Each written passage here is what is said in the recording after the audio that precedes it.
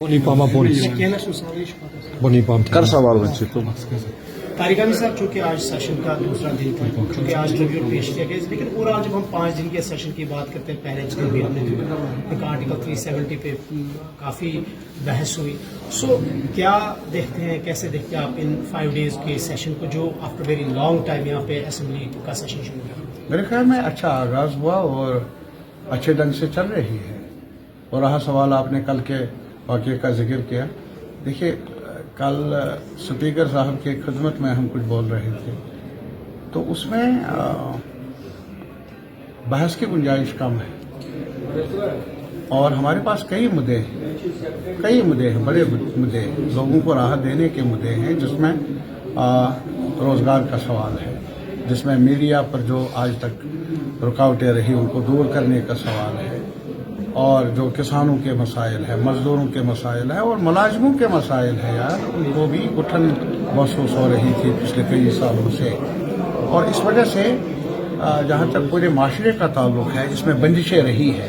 अब इन बंदिशों से निकलने के लिए एक अपॉर्चुनिटी है ये हाउस, इस पर बहस होगी मामलात पर। और अभी ये जो सेशन है ये तो बिल्कुल मुख्तसर सेशन है, जिसमें गवर्नर एड्रेस है, ओबिचुअरी आज थी, जो भी हमसे गुजरे हैं, हमारे रहनुमा रहे हैं इस हाउस में, पार्लियामेंट में। तो इस वजह से और फिर एक प्रोसीजर भी होता है, आपने बहस करना है तो आपने मोशन मूव करनी है, there is a procedure.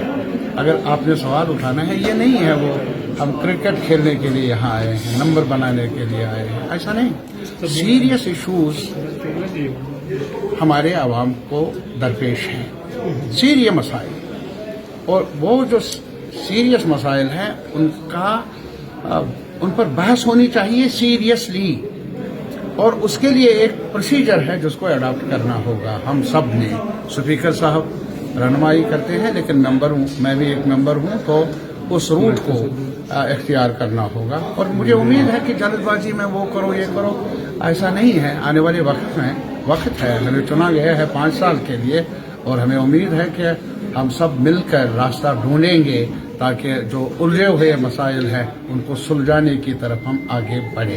Tariq अमीन साहब, बड़ी इम्पोर्टेंट 2 बातें हुई, एक तो आपकी तरफ से, दूसरा सीएम साहब की तरफ से, कि जो वाजपेयी साहब का डॉक्ट्राइन था मसले कश्मीर का, और फिर बातचीत का एक रास्ता लाहौर से यहाँ। सो आप समझते हैं कि इस वक्त के बीजेपी में वो वाजपेयी का डॉक्ट्राइन अभी भी मौजूद है? नहीं, नजर नहीं आता, इसलिए मैंने याद दिलाया उनको कि अटल बिहारी वाजपेयी एक एजाज रखते थे, और उनको मैंने ये भी कहा वो फर्स्ट प्रचारक थे जिनको तैनात किया गया था शायद जम्मू कश्मीर के लिए, लेकिन उसके बावजूद भी उन्होंने कहा बस यात्रा की पाकिस्तान, और फिर ये कहा कि आप हमसायों को बदल नहीं सकते, दोस्तों को बदल सकते हैं। तो इस वजह से दोस्त, अगर यहाँ अमन चाहते हैं आप जम्मू कश्मीर में या हमारे मुल्क में, पाकिस्तान को पहल करनी चाहिए बातचीत की, हमारे मुल्क को पहल करनी चाहिए बातचीत की। बारूद उधर का हो या इधर का हो, बारूद से चिंगारियां उठती है, प्यार नहीं, अमन नहीं, यकसानियत नहीं।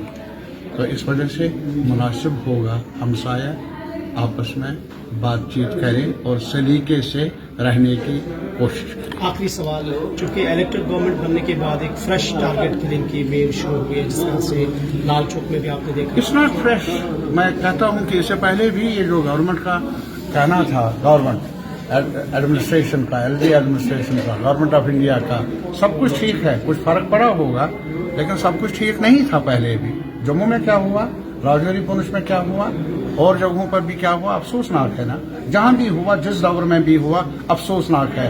ग्रेनेड हुआ, कौन जख्मी हुआ? हमारे लोग मरे ना, जख्मी हो गए ना।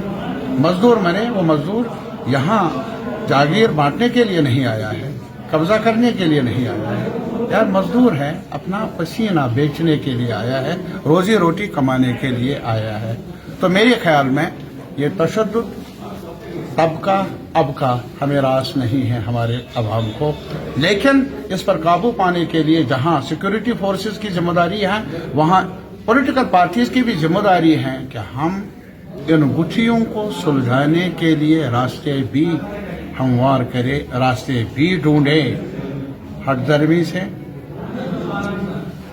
मसाइल उलझते हैं, सुलझते नहीं। तारिक साहब, कल की कंट्रोवर्सी पे वहीद पारा साहब से जब पूछा गया कि आपने ऐसी क्यों वो एप्लीकेशन वो कल का मसला था, आज के मसले पर बात कर लें।